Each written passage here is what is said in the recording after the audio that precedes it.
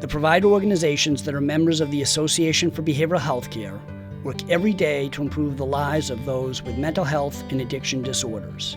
Outpatient services are an essential component of the vital services available to individuals, children, and families. A strong system of community-based outpatient care keeps individuals stable in the community and out of emergency rooms or more expensive levels of care. It's something that needs to be supported with vision and financial backing. Our clients and professionals know the value all too well.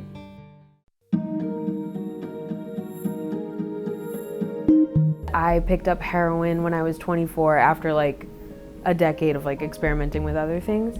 And that just very quickly brought me to my knees. It was very quickly an everyday thing. I was very functioning for a while. I was a hairdresser for 6 years and I kept my life very together, but then all of a sudden I just lost everything, every material possession. I destroyed my relationships, everything.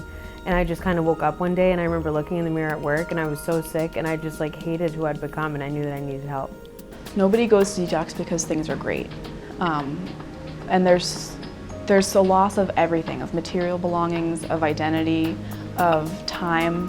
When you get sober and you realize all of a sudden you've just been gone for 10, 15 years, a lot of people are really angry. And I think that the best way that I found to handle that is to not meet that anger with anger, because they lash out. Because I feel I'm kind of a safe outlet for that anger at the world, so sometimes they yell at me.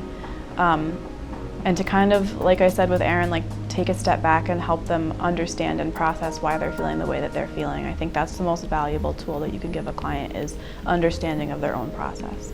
With the anger management, that really helps me a lot.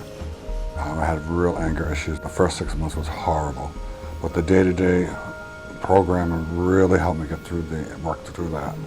I'm learning to realize that I don't have control of situations and my beliefs aren't always the way things are. One of the things with the substance abuse I've found is that there's so much wreckage that occurs while you're out there, so that early on in sobriety, it's very difficult to try to manage everything. And you have a sponsor in a 12-step program that can help you with your substance abuse issues, but you still have all of those other issues and wreckage that you have to deal with. And I found outpatient counseling to be a very big help. Over the last 10 to 15 years, I think the demand for the services has been greater than the number of people that we're seeing going into the field. Also in Massachusetts right now, there's been some really exciting developments around different levels of care being put into place, which is a very good thing, but it creates a demand for staff, and there's more positions and less people. I have the pleasure and honor to work in an outpatient clinic myself as a psychiatrist, so I work side by side with therapists and clinicians and peer specialists providing services. And these are among the finest people I know, they're among the finest clinicians I know.